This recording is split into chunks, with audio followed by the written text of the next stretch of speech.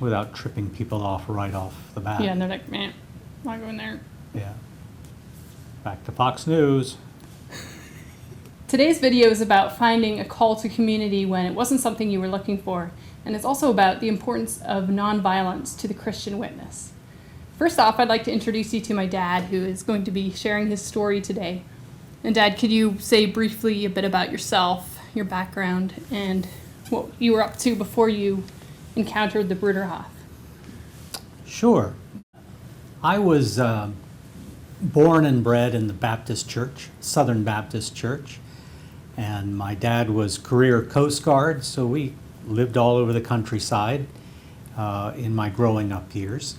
And we went to church often, and always in the church service there was an American flag on one side and a Christian flag on the other side. And I was sort of brought up to believe that if you served your country in the military, that was the equivalent of serving God in the ministry. I mean, the two were just put on the same level playing field. And so I was brought up that way. And when I was 19, I joined the Coast Guard. And when I was 23, I re-enlisted for 6 more years. So I was going to make the Coast Guard a career. So how did you hear about the Bruderhof, and why did you decide to visit?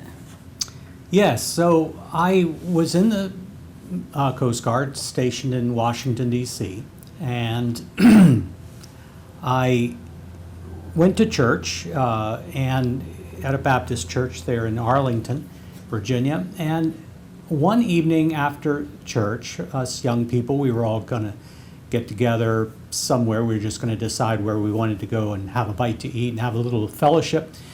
And a girl that I knew came up to me and she said to me that she had been in a Christian bookstore the day before and was just shopping around for a good book to buy and read. And she saw this book on the shelf, and the Holy Spirit told her to buy it and give it to me. It was called Living Together in a World Falling Apart by Dave and Netta Jackson. And in this book, the Jacksons visit 20-some communities all over the country that existed at that time. 1972 was the publication date.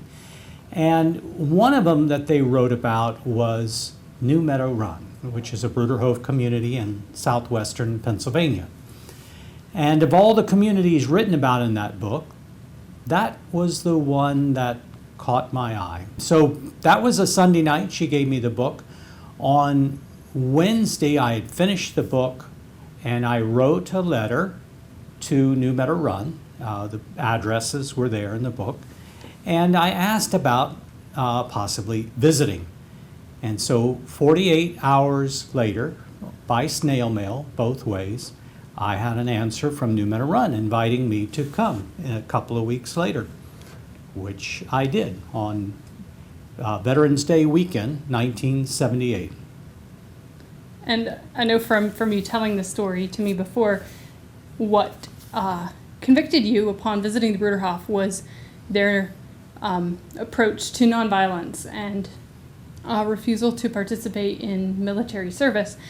Can you explain what that was like, encountering that as a member of the Coast Guard? When I arrived at New Meadow Run, my car had several Coast Guard stickers on it. I mean, I was what people were called, in the Coast Guard, we called them lifers, people who were going to go for the long haul.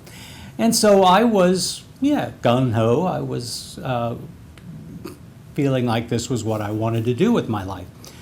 And so as people saw my car, they said, oh, there's a guest here who's clearly in the military. And so that weekend we had incredible conversations with many different people. And at that point in time in the Bruderhof communities, we had many brothers who were my age now who had been conscientious objectors during World War II. And so we had those conversations.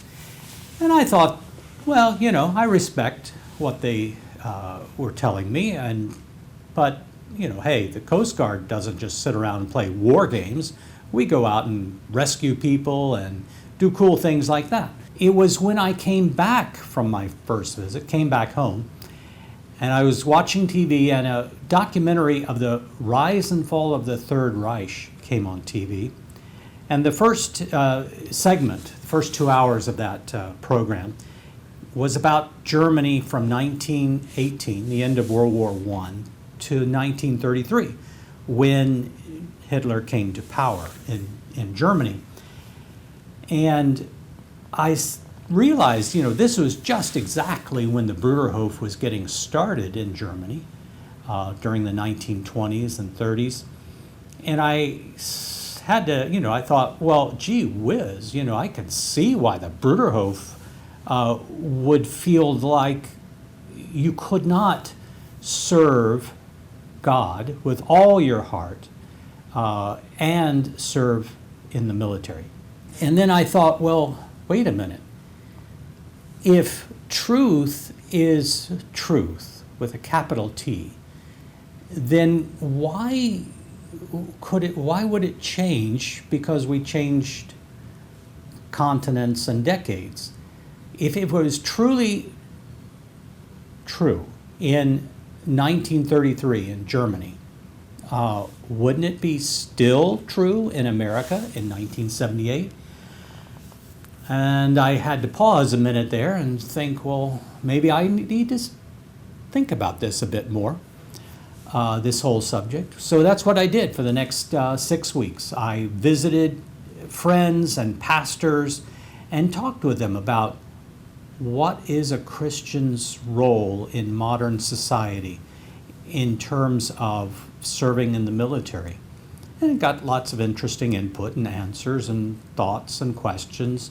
Nothing very decisive, let's say. But then I went for my second visit to New Meadow Run, and that was at Christmas time, 1978. And I was with a family. They were hosting me, who had young children. And one of these young children, a little girl about 5 years old, it was evening time, and she came running in down the hall with this big storybook, and she sort of just leapt into my lap and said, "Here, can you read me a story?"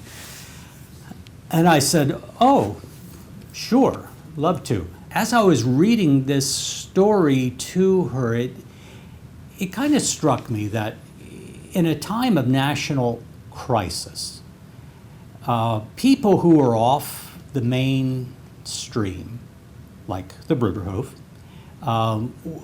sort of automatically come into question, and they are suspicious. And that as a member of the Coast Guard with police authority, the day could come, when I would be ordered to board a bus, go up there to Farmington. There's some people up there that we're not sure about. We're going to round them all up, and we're going to put them away somewhere. And one of those people would be that 5-year-old girl sitting on my lap, listening to me reading her a story. And that was the moment when I said, no, I could not obey such an order. And when I got back to Washington, I sat down with my commanding officer and I told him that whole story.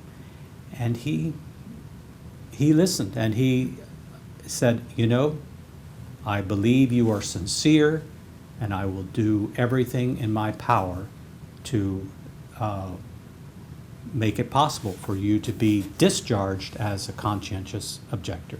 So for a last question, do you have any thoughts for people my age, my generation, about, if they're maybe wondering if the status quo or the traditional version or definition of success, is it really all that life is about?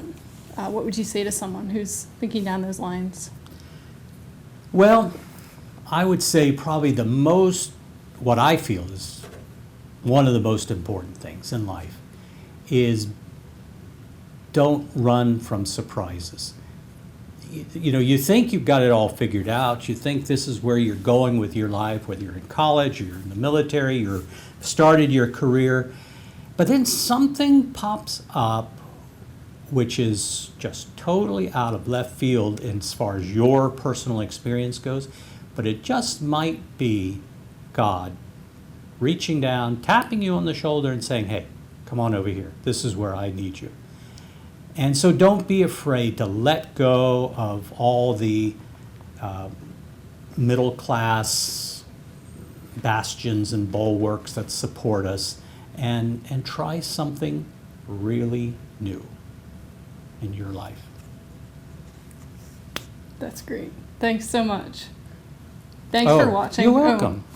Yeah, Dad, it was a pleasure to have you on my video. It's a real first, hopefully not a last. Very good. Thank you. And thanks for watching. Don't forget to subscribe and ring the bell for notifications whenever we upload a new video, and I'll see you next week.